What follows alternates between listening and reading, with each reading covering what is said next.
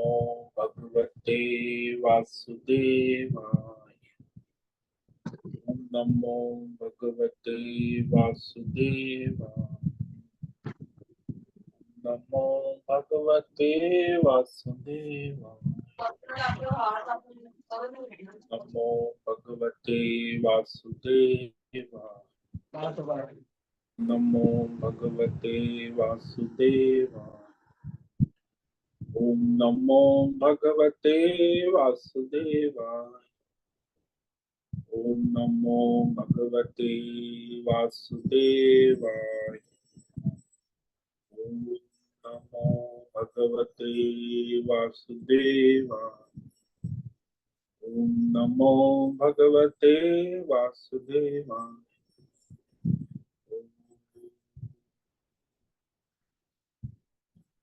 श्री परमात्मने नमो नमः। ओम गणपतये नमो नमः। सरस्वत्यै नमो नमः।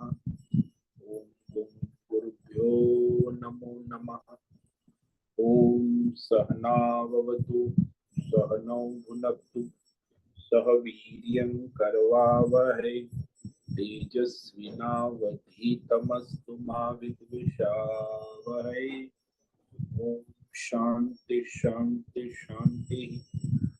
सदाशिव समारंभां शंकराचार्य मध्यमाम् अस्मदाचार्य पर्यन्तां वंदे गुरु परंपरां।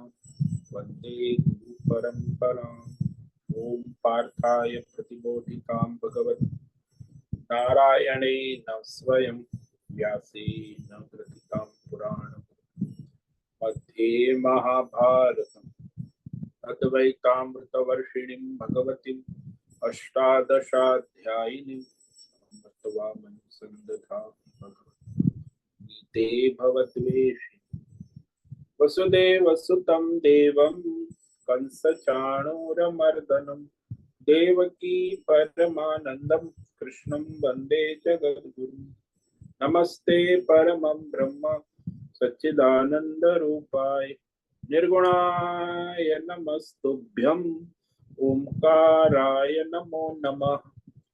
सर्वे दुर्गाणि तरन्तु सर्वे भद्राणि पश्यन्तु सर्वे सद्बुद्धिमाप्नोतु सर्वे सर्वत्र नन्दतु। ओम तत्सत्। ओम ओम ओम। आप सभी ऑनलाइन नेटवर्क पर उपस्थित भगवद गीता श्रवण साधकों को आज प्रातः का अभिवादन अभिनंदन अभिवंदन। हरि ओम हरि ओम हरि ओम।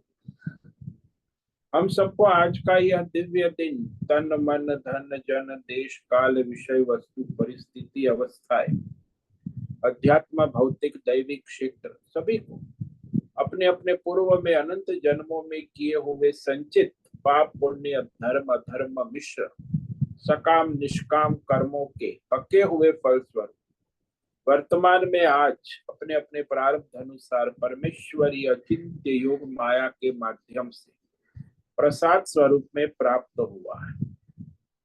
अतः आज का यह दिव्य दिन परमार्थ हेतु निष्काम सेवा यज्ञ देव यज्ञ ऋषि यज्ञ पितृ यज्ञ मानवता यज्ञ भूत प्राणी यज्ञ सात्विक दान शाइक वाचिक मानसी तप निष्काम कर्म योग ध्यान योग भक्ति योग ज्ञान योग साधना स्वाध्याय वेद शास्त्रों का अध्ययन अध्यापन उपासना आराधना के लिए समर्पित करे और करवा अत्यंत दुर्लभ मनुष्य जीवन को परमार्थ हेतु सार्थक करे और करवा।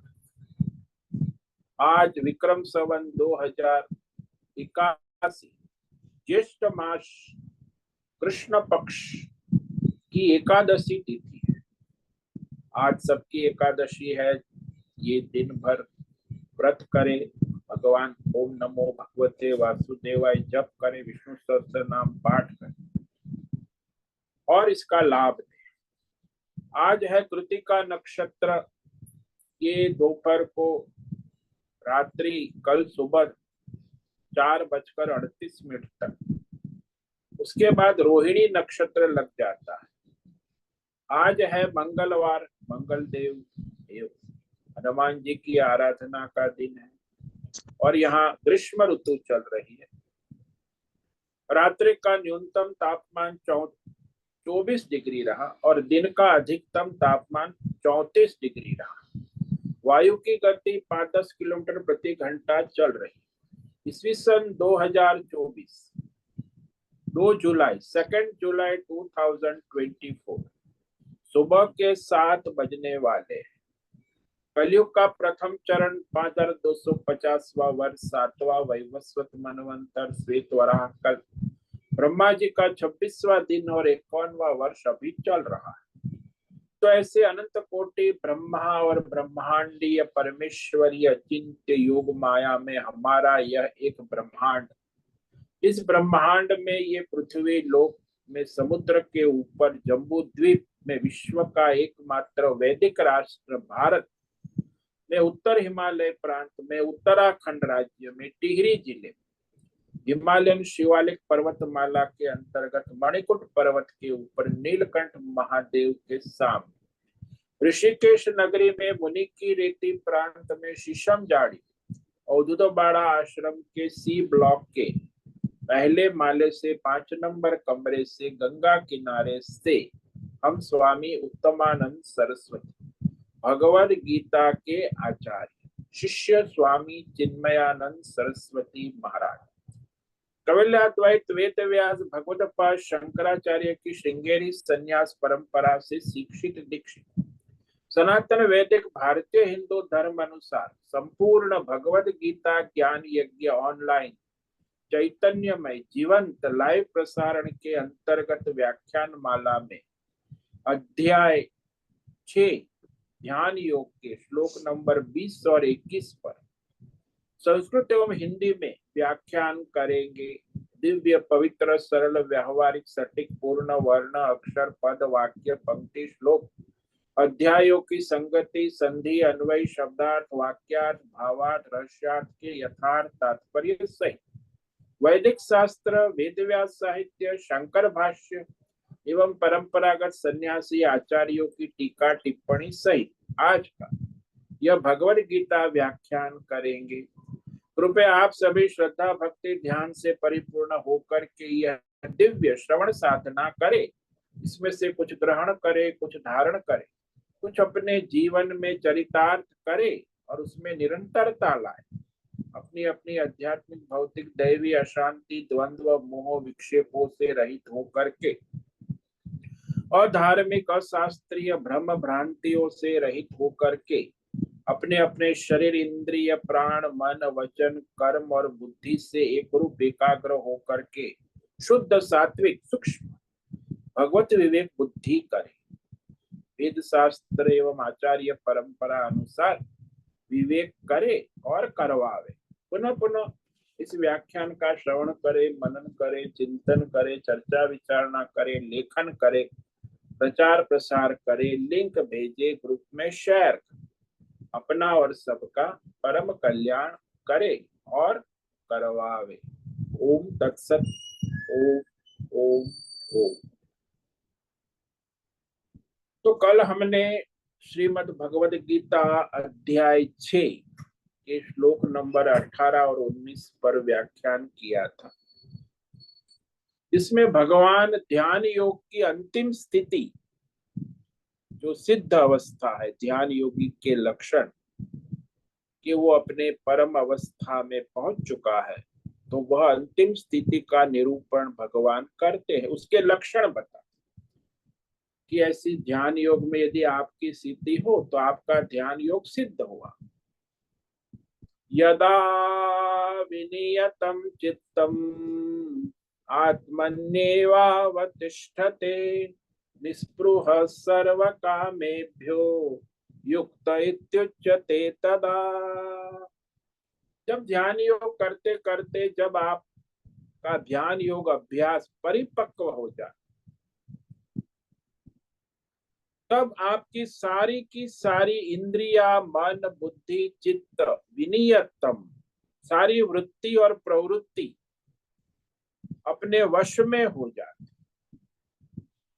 अन्यथा मनुष्य सामान्य अपनी वृत्ति और प्रवृत्ति के परवश होता है।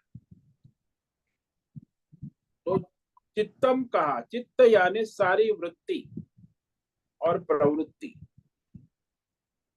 जिस समय ध्यान योग में बैठे हैं तो वहां संपूर्ण वृत्ति और प्रवृत्ति विनियतम अत्यंत वश में हो जाती, और फिर उस समय केवल परमात्मा में ही एक भगवत वृत्ति में स्थित हो जाती। नारायण नारायण नारायण, राम राम राम, और कोई वृत्ति नहीं, केवल एक ही वृत्ति चलती है, परमात्मा के सिवा और कोई वृत्ति नहीं। तो उस परमात्माकार वृत्ति में भली भांति स्थित हो जाता है, तब वो ध्यान योग में स्थित।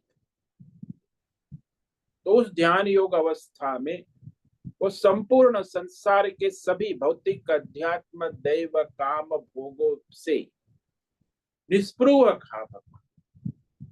स्पृहा रहित हो जाता है, कामना रहित हो जाता है, तृष्णा रहित हो जाता है। सभी दृष्ट अदृष्ट सभी प्रकार के इंद्रिय विषय भोगों से निस्पृह यानी संतुष्ट हो जाता है। भोग पदार्थ की इच्छा कामना से संकल्प से उपराम हो जाता। तो ध्यान योग में स्थित है ऐसा कहा जाता है युक्त योगी। इसमें भगवान दृष्टांत देते हैं, दीपक का दृष्टांत देते हैं कि उसके अंतकरण की एक ही वृत्ति है, नारायण नारायण नारायण, राम राम राम, हरि ओम हरि ओम, और कोई वृत्ति स्थिर है। यथा दीपो निवातस्थो निंगते सोपमा स्मृता योगिनो यत चित्तस्य युञ्जतो योगमात्मनः। तो यहाँ भगवान दृष्टांत देते उसकी अंतकरण की वृत्ति की एक ही वृत्ति स्थिर कैसे होती। तो ध्यान योग सिद्धि के लक्षण बता रहे हैं कि जब ध्यान योग में वो स्थिर है, यथा जिस प्रकार वायु रहित स्थान में निवातस्य दीप न इंगति, वायु रहित स्थान में दीपक चलायमान विचलित डोलता नहीं, वैसी उपमा वह जो ध्यान योग सिद्ध ध्यान योगी की एकाग्रता, एक ही भगवतमय वृत्ति में स्थिति, उसके ध्यान में लगे हुए ध्यान योगी के चित्त की वृत्ति कही गई है। यानी केवल भगवताकार चित्त वृत्ति, उसमें कोई विषय वृत्ति नहीं है। सारे विषय वृत्तियों से निवृत्त होकर परमात्मा के ध्यान में स्थित वह जो ध्यान योगी है, उसका चित्त केवल परमात्मा का ही चिंतन स्मरण करता है, और कोई वृत्ति भीतर से या बाहर से आती नहीं। तो सारी प्रवृत्ति और वृत्तियों से निवृत्त होकर केवल भगवतमय ध्यान में स्थित है, वो ध्यान योग की परम अवस्था। जैसे आप लोग सो जाते हैं तो आपकी सारी वृत्तियां शांत हो जाती, तब भी आप वहां सुषुप्ति में है, लेकिन आपको यह ज्ञान नहीं है कि मैं आत्म स्वरूप में स्थित हूं। अज्ञान है, सुषुप्ति अज्ञान अवस्था। तो ध्यान योग में ज्ञान अवस्था है कि मैं आत्म स्वरूप में स्थित हूं, अपने आत्मा में एक रस एक रूप। तो इस प्रकार वह आत्म स्वरूप में अखंड भगवतमय वृत्ति बनी रहती है। तो ध्यान योग की सिद्धि कहा जाता है कि ध्यान योग की साधना सिद्ध हुई। अब वह ध्यान योगी जो है वह उस समय फिर विचलित नहीं होता। ध्यान योग के द्वारा परमात्मा में स्थित होने के बाद उसे कोई विचलित नहीं कर सकता, ये कह रहे भगवान आगे के श्लोक में। यत्रो परमते चित्तम निरुद्धम योग सेवया यत्र चैवात्मनात्मानं पश्यन्नात्मनि तुष्यते। यत्र उपरमते चित्तम निरुद्ध योग सेवया यत्र च एव आत्मानं आत्मानं पश्येत आत्मनि तुष्यते। यानी उस ध्यान योग में केवल भगवतमय वृत्ति से उसे क्या होता है? तो भगवान कहते हैं कि ध्यान योग के निरंतर अभ्यास से जब उसकी सारी भौतिक अध्यात्म दैव सांसारिक वृत्ति और प्रवृत्ति निरुद्ध निरुद्ध हो जाती है, यानी वो रोकी जाती है, संसार के सारे संबंधित वृत्तियों से रहित हो जाती है, तो उसका अंतकरण जो है, चित्त अंतकरण में कोई दूसरी वृत्ति उठती नहीं। चित्तम यत्र उपरमते, यानी उस ध्यान अवस्था में उस साधक की चित्त की वृत्ति अन्य विषयों से उपराम हो जाती, केवल भगवताकार वृत्ति में स्थित हो जाती। एक ही वृत्ति है, राम राम राम, नारायण नारायण नारायण, हरि ओम हरि ओम हरि ओम। तो बाकी और सारी वृत्तियों से उपराम हो जाती। उस ध्यान योग की चरम अवस्था में वह परमात्मा के ध्यान में स्थित आत्मना आत्मानम पश्य, तो अपने आत्म स्वरूप के द्वारा ही परमात्मा का साक्षात करता है। देखो, आत्मना आत्मा, अपनी परमात्मा में भगवत बुद्धि के द्वारा ही वह अपने परमात्मा स्वरूप का साक्षात्कार करता है। पश्यत, तो आत्मा से ही आत्मा का साक्षात्कार होता है। वो कौन सी आत्मा बुद्धि? भगवत बुद्धि से वह अपने परमात्मा के साथ एक रूप एक रस हो जाता। तब उसे क्या होता है? उस परमात्मा में स्थित होते ही तुष्यति, अत्यंत संतुष्ट हो जाता। अपने आत्मा में अपने आप को अपना आत्मा स्वरूप जानकर सदा संतुष्ट रहता है। तुष्यति, जैसे बालक को आपने कुछ दे दिया तो बालक बड़ा संतुष्ट, टॉफी मिल गई, लेकिन उसका संतोष थोड़ी क्षण होता है। संसार में भी मनुष्य को कोई लाभ हो गया तो संतुष्ट होता है थोड़े क्षण के। ये बोला निरंतर वो अपने बिना विषय के, बिना वृत्ति प्रवृत्ति के अपने आत्म स्वरूप में संतुष्ट रहते हैं। वहां सारे भेद समाप्त हो जाते हैं। सदा सर्वदा सब में परमात्मा का ही दर्शन होता है। इसीलिए वह भगवतमय बुद्धि जो है ना, वही भगवतमय स्वरूप में स्थित हो जाता है, क्योंकि उसकी वो संसारी लौकिक विषय बुद्धि समाप्त हो, न भौतिक विषय, न अध्यात्म, न दैव, तो सारे विषय वृत्ति का समापन, परमात्मा वृत्ति में स्थिति। तो यह जो स्थिति है उसमें केवल परमात्मा के सिवा और कुछ, उसको आप न सात्विक वृत्ति कह सकते हैं, न राजसी वृत्ति कह सकते हैं, न तामसी वृत्ति, वह परमार्थ वृत्ति है, उसी में वो स्थित रहे। तो यह जो ध्यान योग की विधि विधान से जो भगवान ने अब तक कहा, ऐसी ध्यान योग की साधना करने से, निरंतर अभ्यास करने से अंतकरण की सारी जो सांसारिक वृत्ति प्रवृत्ति है वो निरुद्ध होने लगती, संयमित होने लगती है, नियमित हो। उपरमते, भगवान ने यहाँ शब्द कहा, यत्रोपरमते, भौतिक अध्यात्म दैव सांसारिक वृत्ति प्रवृत्तियों से उपराम हो, एक ही वृत्ति भगवत वृत्ति बनी रहती, क्योंकि बहुत दृष्ट और अदृष्ट अनेक प्रकार के विषय है, तो उस सारे विषयों की ओर नहीं जाती, उसकी वृत्ति रुक जाती। भौतिक अध्यात्म दैव सारे विषयों से केवल परमात्माकार वृत्ति में स्थित हो।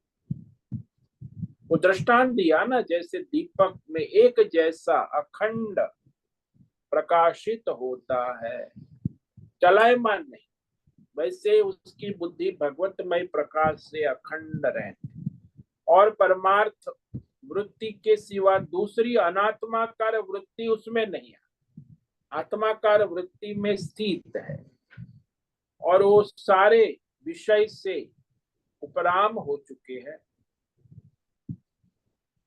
देखो, जब तक कामना है, वासना है, राग द्वेष है, अविद्या अज्ञान है, तो अनात्माकार वृत्ति उत्पन्न होती, भौतिक अध्यात्म दैव सबका।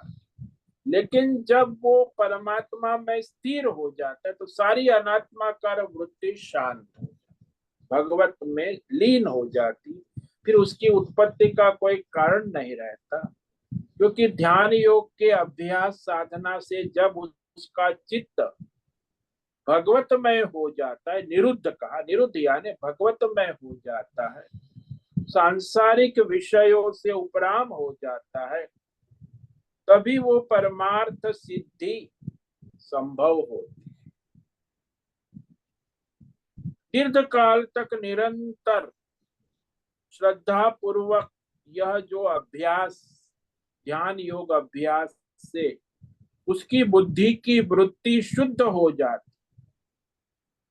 शुद्ध हुआ अंतकरण जिसको कहते, अंतकरण की वृत्ति शुद्ध यानी भगवतमय हो जाती, और कोई विषय वृत्ति उसमें नहीं रहती, भगवतमय वृत्ति ही शुद्ध कही जाती, और वह आत्मा अर्थात अत्यंत शुद्ध हुई अंतकरण की उस वृत्ति से वह अपने परमात्मा के स्वरूप को जान लेता है, यानी परमात्मा की ज्योति चैतन्य स्वरूप है, वो उसमें निरंतर जुड़ा रहता। तो उस ध्यान योगी को परमात्मा ज्योति स्वरूप में एकत्व हो जाता, और उसे निरंतर उपलब्ध रहती है परमात्मा ज्योति, आत्म स्वरूप चैतन्य ज्योति निरंतर, जैसे दिया है निरंतर प्रकाशित रहता है चलायमान, वैसे ही उसके अंतःकरण की वृत्ति भगवतमय नित्य प्रकाशित रहती है, उसमें और कोई विक्षेप नहीं। अंतःकरण की वृत्ति निरंतर भगवतमय उपलब्ध होती, क्योंकि वहां एक ही विषय है परमात्मा, और कोई इंद्रिय विषय, भौतिक अध्यात्म दैव विषय वृत्ति है ही नहीं, केवल परमार्थाकार वृत्ति है। तो अंतःकरण में वृत्ति ऐसी दृढ़ हो जाती, तो अंतःकरण की वृत्ति जैसे प्रतिबिंबित होता है वही उसका ग्रहण है, प्रतिबिंबित परमार्थ वृत्ति उसके अंतःकरण डायरेक्ट। जैसे आप दृष्टांत ले लो कि साफ सुथरा स्वच्छ दर्पण में जब हम अपना मुख देखते हैं, तब देखते तो है, परंतु वह जो हमारा मुख का प्रतिबिंब है, उसका ज्ञान हमें कब होता है कि ये मुख जो है हमारा है, मुख पर भस्म लगी है, त्रिपुंड्र या तो बिंदी है, प्रतिबिंब में हम देखते हैं, तो प्रतिबिंब के द्वारा हमें ज्ञान होता है कि हमारे मुख पर त्रिपुंड्र ठीक से लगा है, कुंकु बिंदी ठीक से लगी है त्रिपुंड्र पे, तो वो ठीक हमें दिखता है। इसी प्रकार वह अपने आत्म स्वरूप का स्पष्ट दर्शन, हालांकि वो जो अंतःकरण में प्रतिबिंब पड़ रहा है वो अपने आत्मा स्वरूप का ही प्रतिबिंब, दूसरा कुछ नहीं है। इसी प्रकार वह अंतःकरण निरंतर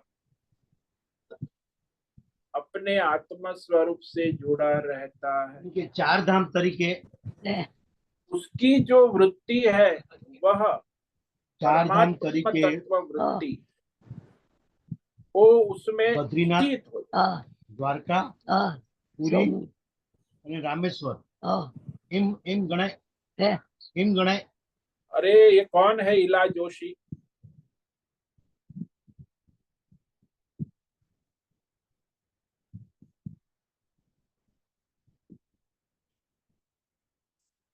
तो वह जो प्रतिबिंब स्पष्ट हमें दिखता है, दिख तो रहा है प्रतिबिंब में, पर ज्ञान हो रहा है मेरे अपने चेहरे पर त्रिपुंड्र ठीक लगा है। इसी प्रकार जिसका अंतकरण शुद्ध समाहित भगवतमय, देखो ये सात्विक भी नहीं, शुद्ध सत्व मतलब भगवतमय अंतकरण, ये न सात्विक है न राजसी है न तामसी, गुणातीत, तो गुणातीत अवस्था है। कई लोग उसको सात्विक समझते, सत्व नहीं, शुद्ध सत्व, भगवत वृत्ति, भगवतमय, शुद्ध सात्विक सूक्ष्म अंतकरण में वह परमात्मा का तत्व प्रकट हो जाता है। तो परमात्मा तत्व की उपलब्धि उससे अपने प्रतिबिंब रूप में होती, आत्मनि एव तुष्यति, कि ये मेरा स्वरूप। यही दृष्टांत, जैसे आपने अपनी प्रतिबिंब देखा, किसमें देखा? दर्पण में देखा। दर्पण जो है उसके द्वारा आपने किसको देखा? अपने ही चेहरे को देखा। अपने ही चेहरे पर बिंदी प्रकट है, वैसे ही आपने अंतकरण में देखा। क्या देखा? अंतकरण प्रतिबिंब है, और अंतकरण रूपी प्रतिबिंब में आपने दर्पण में अपने ही परमात्मा स्वरूप का दर्शन किया। तो वहां भी उपाधि है। ध्यान योग में अंतकरण जो है उसमें जो प्रतिबिंबित हो रहा है वो आत्म स्वरूप का आप अनुसंधान करते हैं। अंतकरण में इस प्रकार वह परमात्मा का स्वरूप उपलब्ध होता है। वो उपलब्धि उसकी ऐसी है कि कहते आत्मनि एव तुष्यति, उस समय वो अपने परमात्मा तत्व में संतुष्ट रहता है। वह उसे निरंतर ज्ञात हो रहा है अपना परमात्मा स्वरूप, उसी से उसको संतुष्टि होती। संतुष्टि यानी परमानंद का निरंतर अनुभव होता है। यहाँ संतुष्टि का मतलब है परमानंद, निरंतर परमानंद का अनुभव होता है, उसके सिवा और कुछ। क्यों होता है? क्योंकि उसे अन्य कोई विषय विक्षेप नहीं है। भौतिक अध्यात्म दैव अन्य विषय वृत्ति वो नहीं रहती, इसीलिए परमानंद स्वरूप आनंद का अनुभव निरंतर कर। अब उसके सामने बड़े बड़े भौतिक अध्यात्म दैव विषय की वृत्ति जो है वो निकृष्ट हो जाती कि ये कुछ नहीं। यही मुख्य है, परमार्थ वृत्ति के सामने सारी वृत्तियां जो है वो निकृष्ट हो जाती है, उसका कोई विशेष प्रयोजन नहीं है कि इससे बढ़कर और क्या सुख, परमम सुखम कहा ना, तो वह परम सुख का विषय और कोई हो नहीं सकता, क्योंकि इंद्रिय जनित सुख नहीं है ना, यह भौतिक विषय का सुख नहीं है, ये अपने परमानंद स्वरूप आत्मा का ही आनंद है, सुख है, जो निरंतर है, अखंड है, और किसी भी उपाधि से रहित। न उसे इंद्रिय का आलंबन है न भौतिक विषयों का आलंबन है, वो अपने स्वयं आनंद स्वरूप सुख स्वरूप रहते हैं। तो वहां उस ध्यान योग अवस्था में उस समय वो ध्यान योग में स्थित है, ये कैसे समझेंगे? तो ये अब भगवान कहते हैं आगे के श्लोक में कि उस समय उसके आनंद की कोई कल्पना नहीं की जा सकती। आत्यंतिक आनंद आत्यंतिक सुख में वो मग्न हो जाते हैं। ये ज्ञान योग की परम अवस्था कहते हैं। उससे वो विचलित नहीं। ये 21वें श्लोक में अब भगवान कह रहे हैं कि ध्यान योग सिद्धि का समय, ये सिद्धि का समय, उस समय वो अपने स्वरूप में पूर्ण रूप से स्थित हो गए। सुखम आत्यंतिकम यत् बुद्धिग्राह्यमतीन्द्रियम् वेत्ति यत्र न चैवायम् स्थितश्चलति तत्वतः। सुखम आत्यंतिकम यत्तद् बुद्धिग्राह्यमतीन्द्रियम् वेत्ति यत्र न चैवायम् स्थितश्चलति तत्वतः। अब ये जो सुख है वो कोई इंद्रिय का तो है नहीं, न कोई भौतिक विषय का आलंबन है। इसीलिए कहा अतीन्द्रियम, इंद्रिय और मन का विषय नहीं, इंद्रियों से अतीत। बुद्धिग्राह्य, वो भी बुद्धि कौन सी? भगवत बुद्धि,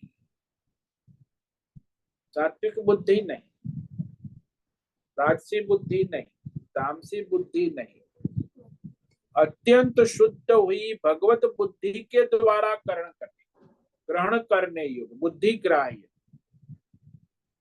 तो उस भगवत बुद्धि के द्वारा जो उससे ग्रहण होता है आत्मस्वरूप, तो उसे अत्यंत सुखम, अत्यंत सुख आनंद प्राप्त होता है। वही अपने परमात्मा के स्वरूप का अत्यंत आनंद सुख का अनुभव, जिसको आप शांति कहते हैं, संतोष कहते हैं, आत्म सुख। ऐसा सुख जो हम न छोड़ सके, जिसे हम, वह हमें ना छोड़े,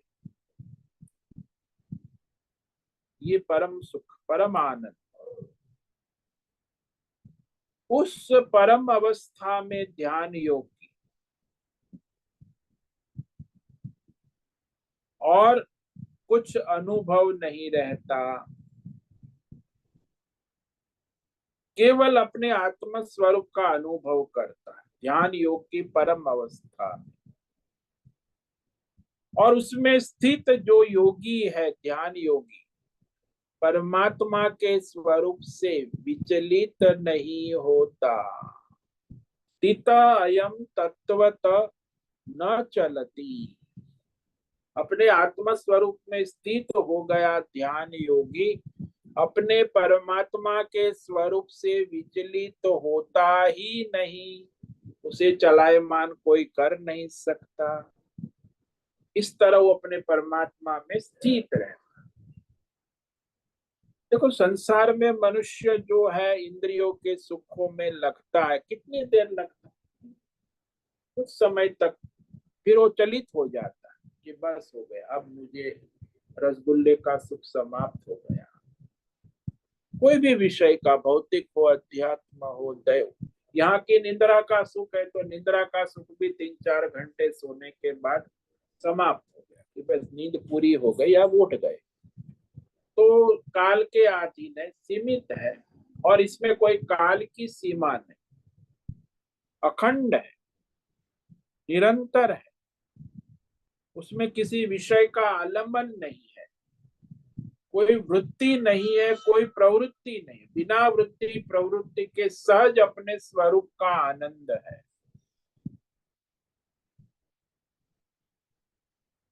तो ये सुख लौकिक सुख नहीं, जैसे सामान्यतः संसार में मनुष्य जो है वो अपने मधुर संगीत का आनंद लेता है, कविता का आनंद, नाच गान भी बहुत आजकल चलता है। तो सारे इंद्रियों के भोगों से मनुष्य क्षणिक सुख का अनुभव करता है, लेकिन वो क्षणिक है, विषय सुख है, वो आत्म सुख नहीं हो सकता है। आत्म सुख में कोई विषय का आलंबन नहीं, शब्द स्पर्श रूप रस गंध इंद्रिय सुख से रहित है, वो स्वयं स्वतंत्र है, भगवतमय है, भगवान का ही स्वरूप है, और उसमें कोई दूसरे आलंबन की आवश्यकता भी नहीं। आत्यंतिकम सुखम कहा ना, अखंड। आत्यंतिक मतलब तीनों गुणों से रहित, सत्व गुण रजोगुण तमोगुण तीनों गुणों से रहित भगवत सुख जिसको कहते, भगवतमय आनंद, तो वह उसे निरंतर होता है। उसे उस समय दूसरे किसी आलंबन की आवश्यकता ही नहीं, और उस सुख से चलायमान विचलित भी नहीं। यही कहा यहाँ, सुखम आत्यंतिक यत्तद बुद्धि ग्राह्यम अतीन्द्रियम। जो 10 इंद्रियों से अतीत, केवल स्वयं आत्मा अनुभव से ग्रहण करने योग्य, अपने आत्म स्वरूप के द्वारा ही आत्मा का सुख ग्रहण किया जाए, वो इंद्रिय बुद्धि का विषय नहीं, और वह अखंड अनंत सुख है। उसे जब स्वयं अनुभव करता है तो अपने परमात्मा स्वरूप में स्थित रहकर फिर उससे पतित नहीं होता, तब वो ध्यान योगी ध्यान योग की परम सिद्धि को प्राप्त करता है, यानी परम अवस्था चरम अवस्था परमात्मा में स्थित हो जाता। तो यहाँ भगवान ने कहा आत्यंतिकम सुखम, जिसका कभी अंत नहीं, अखंड है, अनंत है, निरंतर है, और उसमें किसी विषय का आलंबन भी नहीं है, इंद्रिय मन वृत्ति का कोई प्रयोजन नहीं है। तो वो इससे श्रेष्ठ बड़ा और कोई सुख नहीं है।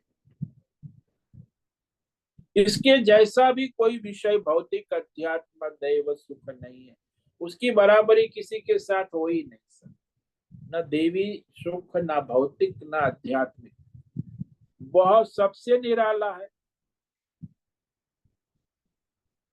क्योंकि जन्मांतर से अनेक जन्मों से जीवात्मा जो सुख का अनुभव कर रहा है, वो अपनी इंद्रिय वृत्तियों के द्वारा, मन के द्वारा, वो भौतिक अध्यात्म दैव सुख जो है आते हैं जाते हैं, उसका उसने अनुभव भी किया है, उस विषयों का, और विषय भोग भी किया है। जैसे दृष्टांत ले लो कि रसगुल्ला खाया, रसगुल्ला खाया तो रसगुल्ले से रसनेन्द्रिय का संबंध हुआ, रसगुल्ले को रसनेन्द्रिय से अनुभव किया। बिना रसदगेंद्रिय रसगुल्लों का अनुभव कैसे होगा, सुख कहाँ से आए? इसलिए वहां रसगुल्ला भी चाहिए, रसनेन्द्रिय भी चाहिए। पहले हमारे या रसगुल्ले के बीच में रसनेन्द्रिय आई तो रसगुल्ले को सीधा हमने जान लिया। यदि रसेंद्रिय नहीं है तो रसगुल्ले का स्वाद कैसे पता चले? इसलिए उस रसनेन्द्रिय को भी हमने देखा नहीं, मन ने देखा, अंतकरण ने देखा, और दूसरा अंतकरण का जो विषय भोग है। तो भाई सुख कहाँ अनुभव हुआ? रसगुल्ले में अनुभव हुआ कि रसनेन्द्रिय में अनुभव हुआ कि अंतकरण में? तो अंतकरण की वृत्ति, सुखात्मक वृत्ति अंतकरण में उत्पन्न, तो सुख न रसगुल्ले में है न सुख रसनेन्द्रिय में है। सुख जो है उसकी क्षणिक वृत्ति अंतकरण में प्रतिबिंबित, अंतकरण ने देखा। तो अंतकरण को हम देखते हैं। अब अंतकरण को प्रकाशित करने वाला तो परमात्मा है, और वो जो हमें सुख की वृत्ति उत्पन्न हुई, उस समय भी वो रसगुल्ले का सुख नहीं है, न अंतकण का है, न रसनेन्द्रिय का है। उस समय क्षणिक आपकी जो सारी वृत्तियां शांत हो गई और आप अपने आत्म सुख का अनुभव करते। वास्तव में रसगुल्ले का सुख भी आत्मा का ही सुख है, वो कोई विषय सुख नहीं, लेकिन वहां वह विषय के आलंबन से उत्पन्न हुआ माना जाता है।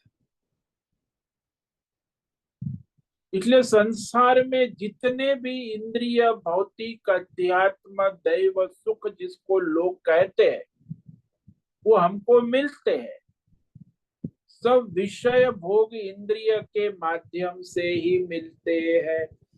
क्योंकि उसमें विषय भी है, इंद्रिय भी है, भोग भी है। विषय भोगों में कोई भी विकार, इंद्रिय विषय विकार हो, तो वह भी हमारे भौतिक, अध्यात्म, दैव सुख में विकार ले आता है। जैसे किसी को वर्षा ऋतु में बहुत जोर का जुकाम हो गया, खांसी हो गई, अब उसकी रसनेन्द्रिय जो है उसमें स्वाद निरुद्ध हो गया, उसे स्वाद का अनुभव नहीं हो रहा है, बेस्वाद हो गया, निषिद्ध हो जाती। अब रसनेन्द्रिय का दोष जो है, रोग है, वह हमारे रसगुल्ले के सुख में बाधक हो जाता है। अगर अंतकण में कोई दोष आया हुआ है तो भी वह सुख बाधक हो जाता है। अरे बहुत बढ़िया रसमलाई है, रसगुल्ला है, लेकिन उसे बढ़िया मलाई रसगुल्ले का आनंद लेने के लिए हमारे पास स्वस्थ रसनेन्द्रिय और स्वस्थ अंतकरण होना आवश्यक। अंतकण की उपाधि, रसनेन्द्रिय की उपाधि के बिना रसमलाई का सुख हमें अनुभव नहीं हो सकता। भले हमें अच्छा लगे, प्रिय लगे। मानो कि आप रसमलाई का आनंद ले रहे हैं और अचानक फोन आता है, आपने फोन उठाया और फोन में उसने कहा कि सेठ जी, दुकान में आग लग गई है, जल्दी आओ। दुकान में आग लगी है, जल्दी आओ। तो रसमलाई का आनंद भी वहीं का वहीं रह गया। वो तो तुरंत उठ के दौड़ता है अपने ड्राइवर गाड़ी दुकान की ओर। वही फैक्ट्री में, दुकान में आग लग गई, तो उसकी रसमलाई का स्वाद उसी क्षण आ रहा था, वो समाप्त हो जाता है, स्वाद गायब हो जाता है। और आगे वो रसमलाई खाई भी नहीं जाती है, चाहे कितनी भी बढ़िया उसकी पत्नी ने बनाई हो, हलवाई ने बनाई हो, रसमलाई का सुख नहीं मिलता। किंतु जो परमात्मा सुख है, उसमें न इंद्रियों का आलंबन है, न अंतकण की वृत्ति है, न विषयों का आलंबन है, किसी का व्यवधान नहीं, किसी की पराधीनता नहीं। वह परमात्मा सुख स्वयं स्वतंत्र है, बिना आलंबन के प्राप्त होता है, अखंड है। इसीलिए उसमें इंद्रिय विषय की कोई वृत्ति की कोई बाधा नहीं है।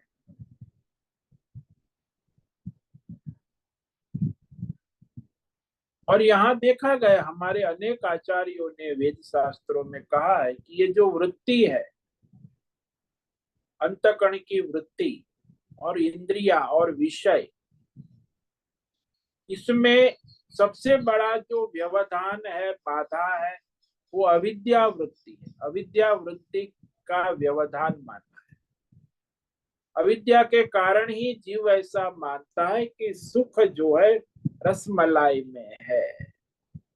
वो भी अज्ञान से प्रतीत होता है, फुल रसमलाई में है ही नहीं, वो तो आत्मा का सुख है, लेकिन अविद्या उपाधि के कारण उसे ऐसा प्रतीत होता है अंतकरण में कि ये सुख रसमलाई से आ रहा है। तो ये अविद्या जो है वो बाधा मानी गई है। परमात्मा सुख में अविद्या के कारण ही वो जीवात्मा अंतःकरण की वृत्ति और इंद्रिय के साथ रसमलाई के संयोग से अपने सुख को ढूंढने लगता है। जब ये अविद्या उपाधि हट जाती तो उसे फिर किसी विषय के आलंबन की आवश्यकता नहीं रहती, न वृत्ति की आवश्यकता रहती, न इंद्रियों की। वो अपने आप उसे आत्यंतिक सुख मिले। आत्यंतिक सुख का मतलब है कि जिसमें न इंद्रिय का आलंबन है, न विषय का आलंबन है, न अंतःकरण वृत्ति का, न अविद्या का आलंबन। अविद्या रहित, अंतःकरण की वृत्ति रहित, इंद्रियों के आलंबन से रहित, विषय के आलंबन से रहित स्वयं आत्मा स्वतंत्र जिसे कहते हैं। इसका अर्थ ये होता है आत्यंतिकम सुखम का मतलब स्वयं सुख स्वरूप आनंद, साक्षात परम सुख है।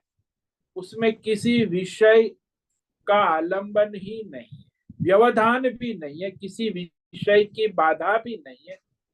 यदि किसी में आलंबन है, व्यवधान है, तो वो परम सुख नहीं, वो विषय सुख है। परमार्थ सुख अपना परमात्मा स्वरूप होने के कारण न आदि वाला है न अंत वाला। वो हमारा ही स्वरूप, आत्मा का ही स्वरूप है, उसमें न आदि है न अंत है। वो सदा सर्वत्र सब में एक जैसा ही निरंतर एक समान रहता है। देखो अन्य विषय सुख आप इंद्रिय के भौतिक, उसके अंदर तो भगवान ने कहा प्रारंभ भी होता है, समाप्ति, आदि अंत वाले का, उत्पत्ति स्थिति वाले, लय वाले, पुनः उत्पत्ति स्थिति लय वाले। लेकिन इसमें कोई ये सुख में न उत्पत्ति है, न स्थिति है, न लय है, न पुनः उत्पत्ति। रसमलाई में होता है, तो रसमलाई आप खाते हो तो उसकी उत्पत्ति स्थिति लय, पुनः उत्पत्ति स्थिति लय। उसमें भी देखो, यदि आप रसमलाई बनाने के लिए चूल्हे के पास बैठे तो चूल्हे की गर्मी से आपको सुख नहीं होगा। अब पहले दुख उठाना पड़ेगा, फिर रसमलाई तैयार करोगे, फिर रसमलाई तैयार होने के बाद जब खाने बैठते हैं तो पंखा चल रहा है, शरीर ठंडा हो जाता है, तब रसमलाई खाने का सुख। यदि पसीना लपथप है और रसमलाई खाने बैठेंगे तो भी रसमलाई का आनंद नहीं आए। पंखे के नीचे बैठकर शरीर ठंडा हो गया है, फिर वो रसमलाई क्षणिक सुख देती है, लेकिन वो तो उतने ही कि जब गले के नीचे गई विषय सुख समाप्त हो गया। सारे संसार के भौतिक, अध्यात्म, इंद्रिय, विषय, भोग को यहाँ शास्त्रों में क्षणिक कहा है, अनित्य कहा है, उत्पत्ति स्थिति लय आदि अंत वाला है। लेकिन ये आत्मा सुख कैसा है? बोले न क्षणिक है, निरंतर है, न आदि अंत वाला है।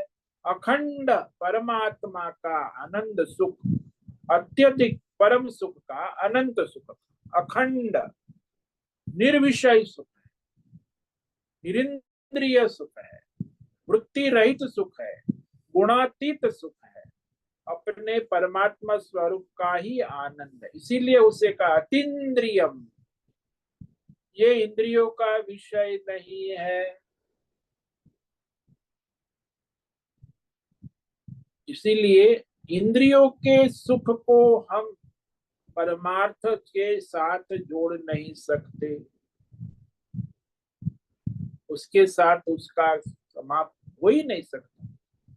भगवत बुद्धि से ग्रहण होता है, और ये जो विषय सुख है वो इंद्रिय अंतःकरण की वृत्तियों से ग्रहण, वो दोनों में बड़ा अंतर है।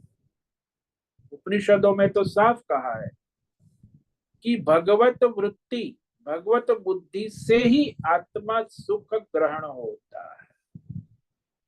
और कोई वृत्ति से नहीं, भौतिक अध्यात्म दैव, केवल भगवताकार वृत्ति से, भगवताकार बुद्धि से वह परमात्मा सुख ग्रहण होता है। इसलिए भगवत बुद्धि भी कैसी, बोले परमार्थ में स्थिर, यद बुद्धिया ग्राह्यम अतीन्द्रियम, तो बुद्धि से द्वारा ही उसे ग्रहण किया जाए। अब देखो, बुद्धि जब तक विषय में है तो वह परमात्मा के सुख को ग्रहण नहीं कर सकती। अग्रया कहा, परमात्मा में एकाग्र समाहित भगवतमय बुद्धि ही सारे भौतिक अध्यात्म दैविक विषय भेद भ्रम से रहित हो गई, वही इस परमात्मा सुख को ग्रहण करते। उसमें और किंचित मात्रा में यदि विषय संसार की वृत्ति है तो बुद्धि, भगवत बुद्धि पूर्ण रूप से नहीं हुई है तो परमानंद को ग्रहण नहीं कर सकती। यानी उसमें सारी विषय वृत्तियों का निराकरण होकर केवल भगवताकार वृत्ति में बुद्धि स्थिर होगी, तब वो बुद्धि परमात्मा का सुख ग्रहण। बोले थोड़ा एक वृत्ति विषय की आ गई तो नहीं हो पाए। यानी इंद्रिय की वृत्ति से रहित, अंतकरण की वृत्ति से रहित, भौतिक वृत्ति से रहित वो बुद्धि केवल भगवतमय है, तो इस परमार्थ आनंद को ग्रहण करती। और यहाँ विषय भोग का जो है उससे रहित हो गई, अंतकरण की वृत्ति सारी शांत हो गई, उसे कोई विषय बीच में नहीं आता, केवल परमार्थ आनंद सुख। तो बुद्धि ग्राह्यम कहा ना, बुद्धि कौन सी बुद्धि, केवल भगवत बुद्धि, भगवताकार वृत्ति वाली बुद्धि ही उस परमात्मा सुख को ग्रहण करती है, अन्य विषयक बुद्धि उसे ग्रहण नहीं कर सकती। अब हम लोग जब सो जाते हैं तो भी वहां हमारी बुद्धि भगवतमय हो जाती है, गहरी नींद में, सुषुप्ति में हम है इस बात को हम जानते नहीं, वहां हम सो गए हैं, इसीलिए उस सुख का अनुभव भी हम नहीं करते। उठने के बाद कहते हैं कि हम सुख से सोए। सुषुप्ति में जो सुख है वो अज्ञान से ढका हुआ है तो आत्मा का सुख, परमात्मा का सुख। उस समय सुषुप्ति में हम जानते ही नहीं कि हम वहां है, आत्मस्वरूप। उसके बाद अंतकरण में जब हम जगने के बाद हम जानते हैं कि हमने सुख का अनुभव किया। लेकिन परमार्थ में स्थित जो भगवत बुद्धि ध्यान योगी है उसे तुरंत साक्षात अपने आनंद सुख का अनुभव होता, तो उसकी भगवत बुद्धि में ही परमानंद प्रकट हो जाता है और किसी प्रकार की बुद्धि में नहीं हो सकता। और यही यहाँ स्पष्ट किया, बुद्धि ग्राह्यम अतीन्द्रियम। अब आगे जो पंक्ति है उस पर कल विचार करेंगे। वेत्ति यत्र न चैवायम स्थितस् चलति, जब उसे आत्मस्वरूप मिलता है फिर वो विचलित नहीं होता, कोई सांसारिक विषय उसे विचलित नहीं कर सकते हैं।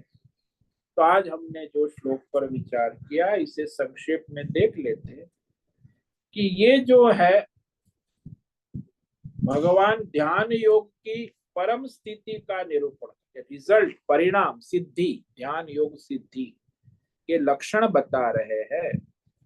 उसमें उन्होंने कहा कि वो जो उसे सुख मिलता है ध्यान योग के समय, वो उसका अंतकरण शुद्ध नहीं, शुद्ध हो गया है लेकिन अंतकरण भगवतमय हो, शुद्धि के बाद भगवतमय होता है, अशुद्ध है तो भगवतमय कैसे होगा, इसलिए उसकी बुद्धि भगवतमय हो गई इस ध्यान योग के अभ्यास से। तो इस श्लोक का जो है संक्षेप में वर्णन कर लेते हैं। यत्रो परमते चित्तम निरुद्धम योग सेवया स्वामी जी, यत्र चैवात्मनात्मानं स्वामी जी, पश्यन्ति नात्मनि तुष्यते। तो वह ध्यान योग के अभ्यास से उसका अंतकरण जो है सारे संसार के विषयों से उपराम हो जाता है। स्वामी जी, उस परमार्थ अवस्था में वह ध्यान योग से शुद्ध हुई भगवत बुद्धि, देखो बुद्धि के द्वारा, भगवत बुद्धि के द्वारा ही परमात्मा का साक्षात अनुभव करता हुआ परमानंद में संतुष्ट रहता है। ओम नमो नारायणाय, ओम नमो नारायणाय, ओम नमो नारायणाय, ओम नमो नारायणाय, ओम नमो नारायणाय। ओम कायेन वाचा मनसेन्द्रियैर्वा बुद्ध्यात्मना वा प्रकृते स्वभाव करोमि यद्यत् सकलं परस्मै नारायणायेति समर्पयामि। ओम सर्वे भवन्तु सुखिनः, सर्वे सन्तु निरामया, सर्वे भद्राणि पश्यन्तु, मा कश्चित् दुःखमाप्नुयात्, अस्तु मा सद्गमय, तमसो मा ज्योतिर्गमय, मृत्योर्मा मृतंगमय। ओम पूर्णमद पूर्णमिदं पूर्णात् पूर्णमुदच्यते पूर्णस्य पूर्णमादाय पूर्णमेवावशिष्यते। ओम शांति शांति शांति। शंकरं शंकराचार्यं केशवं बादरायणं सूत्र भाष्य कृतौ वंदे भगवन्तौ पुनः पुनः। ईश्वरो गुरुरात्मेति मूर्ति भेद विभाग व्योमवद् व्याप्त देहाय दक्षिणामूर्तये नमो नमः। ओम गुं गुरुभ्यो नमो नमः। ओम तत्सत् ब्रह्मार्पणमस्तु। ओम ओम ओम।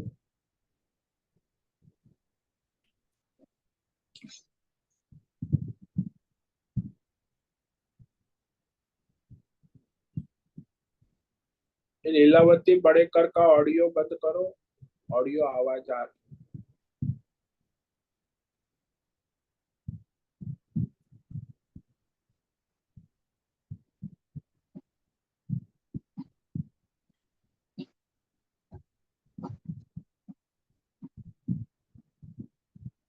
लीलावती बड़ेकर का ऑडियो बंद करो।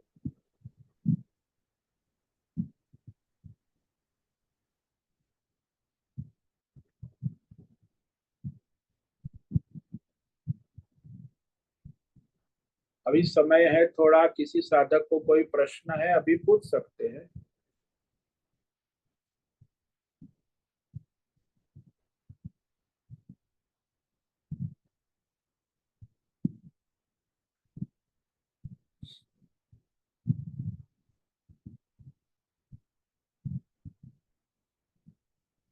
हरिओम हरिओम हरिओम स्वामी जी। हरिओम बोलो भद्रेश। स्वामी जी, जब जीव सुसुप्त अवस्था में होता है हाँ। और ध्यान योग की अवस्था में होता है, तो सुसुप्त अवस्था में तो उसे बिल्कुल कोई अनुभव होता नहीं है। हाँ, वहां तो सुषुप्ति में तो वो अज्ञान है ना। तो ध्यान अवस्था जो है वो भी अनुभव जो देता है, ये दोनों में अंतर क्या है? देखो वहां गहरी नींद में जो हम सोए हैं तो वहां हम है इस बात का हमको अनुभव नहीं।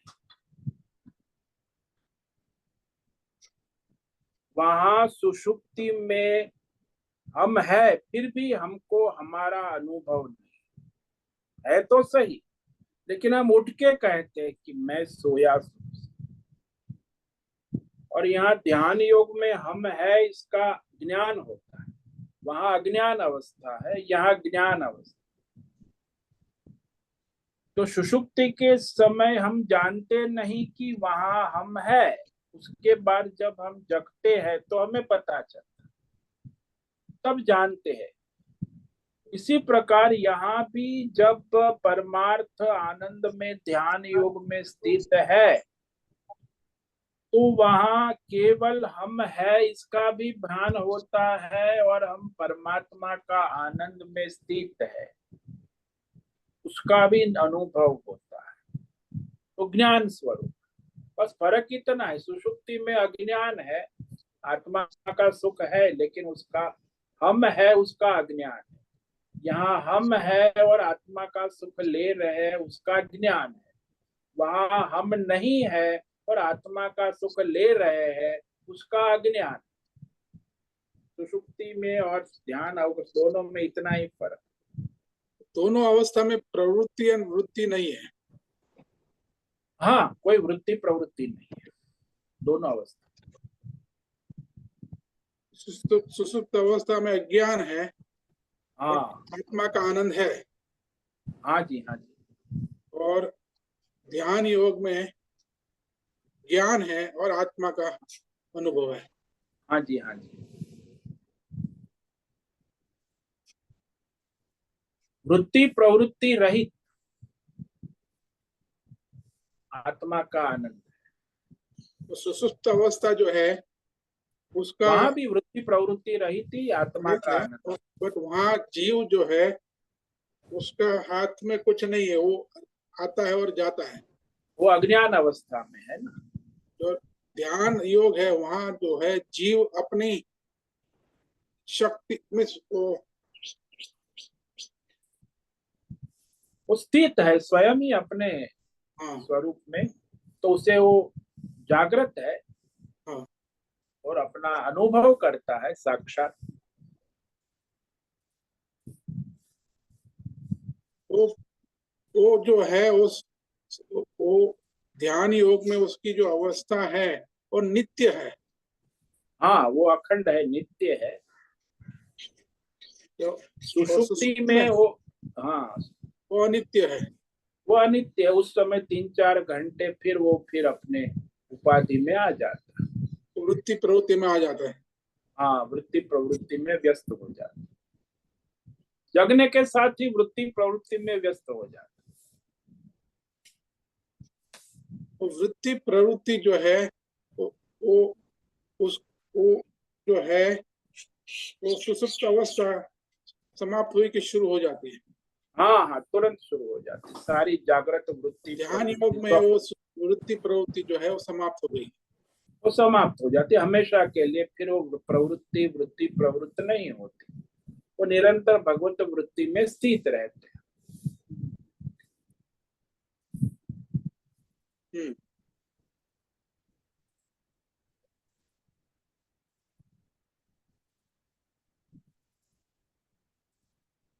है तो एक समान ही सुख है दोनों में, लेकिन एक में अज्ञान अवस्था है, दूसरी में ज्ञान अवस्था।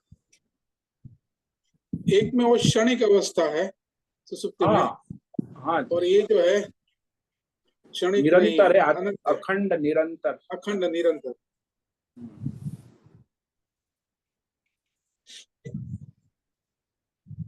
हाँ स्वामी जी, क्लियर हुआ, बहुत बहुत धन्यवाद।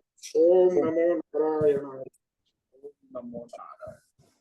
ठीक है, आज का समय पूरा हो गया। सभी साधकों को आज का ओम नमो नारायणाय, सबको आज का ओम नमो नारायण। ओम नमो नारायणाय स्वामी जी। ओम नमो नारायणाय स्वामी जी। ओम नमो नारायण स्वामी जी। ओम नमो नारायण। उससे निवेदन है आज का सत्संग पूर्ण करें।